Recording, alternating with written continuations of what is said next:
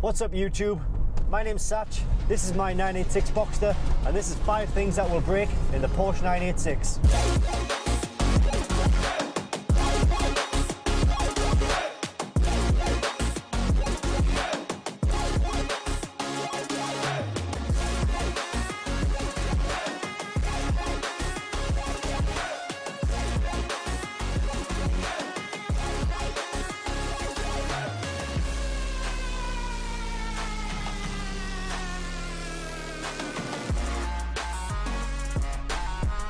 So the purpose of this video is not to scare anybody, but really just to give you an informed block of information about the main things that will go wrong on the Porsche Boxster 986. Now I don't really want to teach a granny how to suck eggs and tell you that you need to replace the air filter, the oil filter, the oil, the spark plugs, because all cars need to do that. That's not what I'm getting at. I'm looking at things which are pretty specific to the Boxster. Yes, some of these things will be failing on other cars as well, but what mainly fails on the Boxster? And the first thing that a lot of people complain about is the water pump. I've seen cases where the water pump has failed after 30,000 miles, and cars which are at 90,000 miles and are on their 4th water pump. Now I'm not saying they're all like that, but I'm saying these cars can leak water and they can suffer from water pump failure. So the symptoms of a failing water pump are small leaks underneath the engine. The temperature might rise slowly. You'll hear a noise from the water pump. If the water pump has completely failed, there will be a lot of coolant on the floor. You might get a lot of smoke or steam coming up from the engine, and the temperature gauge will go right to the max. That's a good indication that the water pump has failed on this car. Now the pump itself will cost about £100 or $130, and you can expect about 4 to 5 hours labour time to actually get this fitted. So in total you might be looking at about £400 to £500 to get the whole job completely fixed and new water pump fitted. So that is number 1 on the list.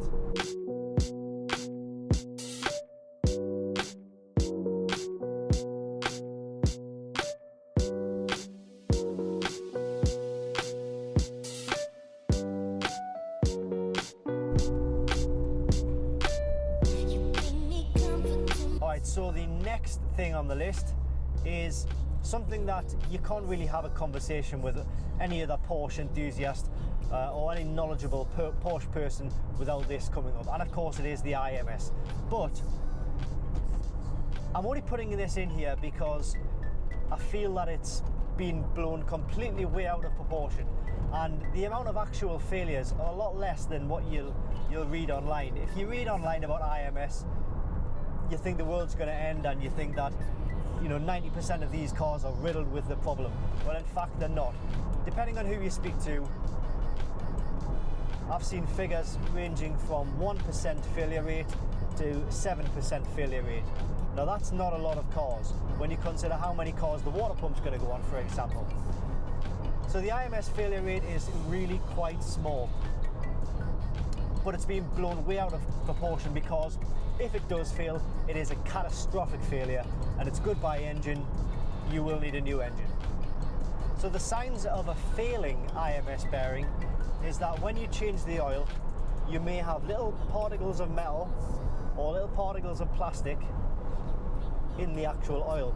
Now the little bits of metal will be from the ball bearings, and little bits of plastic will be from the housing. That is a sure sign that something is not right within that IMS bearing, and it could potentially go boom. So they say change your oil every 2 years. If it was me, I would be checking and changing my oil a lot more frequently than that. I do this about every 7 or 8 months, just to be sure there's no bits of metal in there. And if you do an oil change and you do see bits of metal or bits of black plastic in there, take it to a specialist as soon as possible. Don't even drive the car. Get it towed there, or get a specialist to come out and have a look at your car. If it does go boom, I've been looking at replacement engines. You can pick replacement engines up for about £3,000. That's the 2.7 engine, which is what I'm in right now.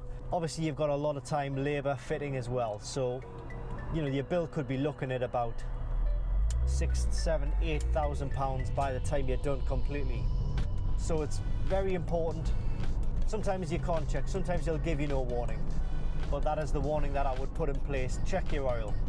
There is of course an upgraded IMS that you can put in to stop any of this from ever occurring, and you might see it as a good insurance policy, but this is going to cost you about £750 for the part and to get it fitted.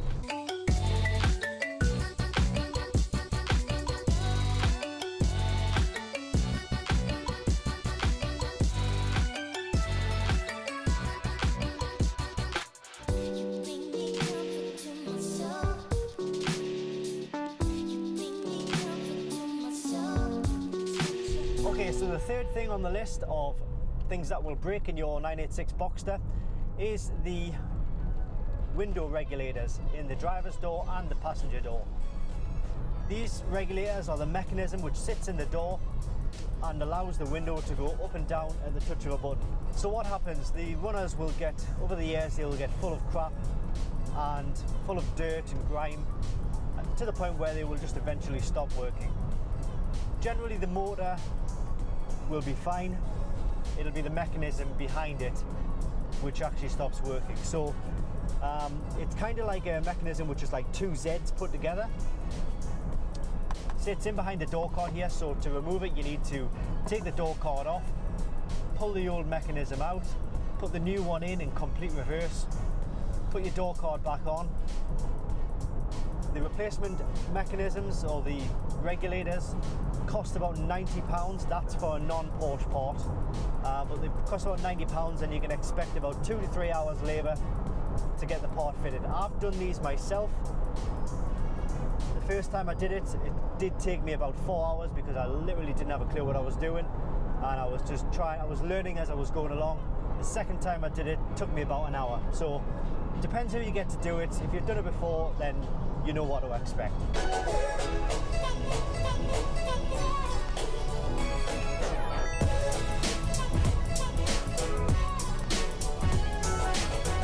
Okay, the fourth thing on the list is the boot lids, so the front and the rear mechanisms not working when you press the key fob buttons. This, I have spoken to a lot of people and a lot of people have the same thing. I don't personally know what the problem is. I haven't looked into it a great deal enough, but I do know that it is a big of a problem that a lot of people have had it. And they're in the same boat, to be honest, that they've never looked into it too much. And the reason they don't look into it too much is because there is a workaround. So when you press the buttons, you're supposed to be able to open the, well, certainly the rear boot. I'm not sure about the front boot because, as I say, I've never had it working properly.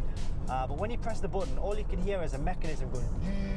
So that'll be the motor trying to open the lock, but the lock never opens. So I don't know if it's something like a snapped cable, or like I say, I don't know, a solenoid or something like that.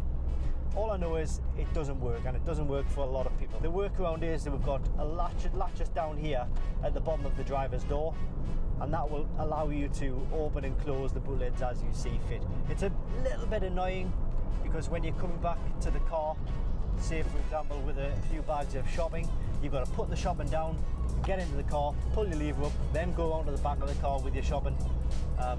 First world problems, I know, it's not the end of the world, but when it's pissing down with rain and you just want to get in the car, yeah, it's quite annoying.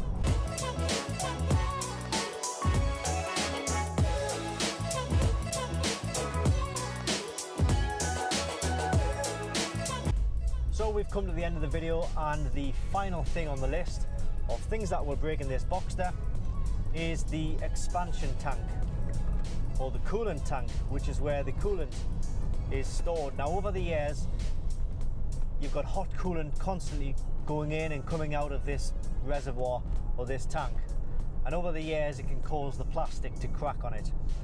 It's not the best design by Porsche. It has been redesigned a few different times in the 986 Boxster, but they've never really got it right.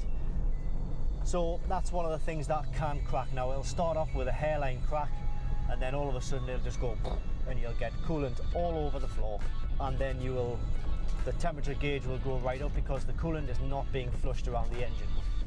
So you need to stop driving immediately. You need to either fix it yourself or get it towed to somewhere that can fix it.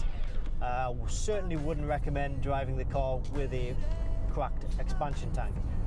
Expansion tanks are about £65, 50 to £65 for replacement. The labour is quite intensive. It's about, I think it's about 3 to 4 hours to change over the expansion tank, but it's a job which does need to be done. If your expansion tank is looking a little bit stained and looking a little bit manky and old, I would probably recommend getting it done anyway as a preventative matter, because they're like ticking time bombs. They could just go anytime. They were poorly designed by Porsche in the first place, and they've never really done anything about it, so you're kind of on your own with that. Obviously there are a lot more things that we could have looked at. You know, you've got the rear screens, but yes, all convertibles have that. This particular car has been upgraded to the glass rear screen, which is a lot better than the plastic one. You've got ignition switches, you've got solenoids, you've got other micro switches for the roof, for the alarms, the immobilizer, ECU. There's too many things to think of on the top of my head, if I'm honest with you. But I just thought I'd put together a small list and a small sort of block of information. Maybe it'll help you if you're buying a Porsche Boxster, and it's certain things to look for. So I hope it's been helpful. Please give it a thumbs up, please click subscribe, and thanks for watching, and I'll see you next time.